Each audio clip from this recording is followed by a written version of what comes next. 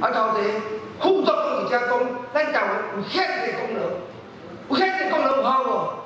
你毋是一个国家，就无必要你搞来韩国啊！偌济功劳，愈讲遐济功劳，愈互咱感觉足刺心的。我们有这么大的贡献，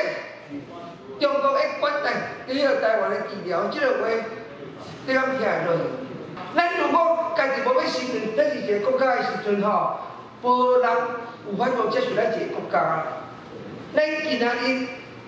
咱的邦交国家出20几个，中国邦交国家有170几个，但是中国迄份护照，伊免到世界各地免签证的20几个尔。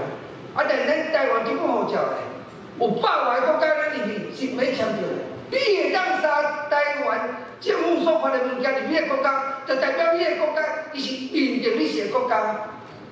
你若有看到徐乐楼联盟咧写迄个宣言内面有讲着讲，即摆无论是美国还是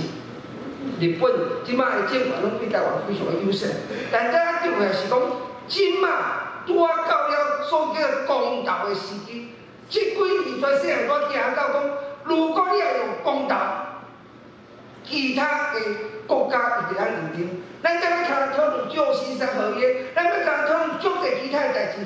其他国家对台湾历史也无了解，伊甚至你讲英文讲台湾也会讲做台湾，但是你要用公投方式，大家马上知影，这个所在的老百姓，这个所在人民，伊的意志是安那。所以咱如果用公投的方式来表达意志，全世界其他的国家，伊马上就会当了解咱要怎么建国。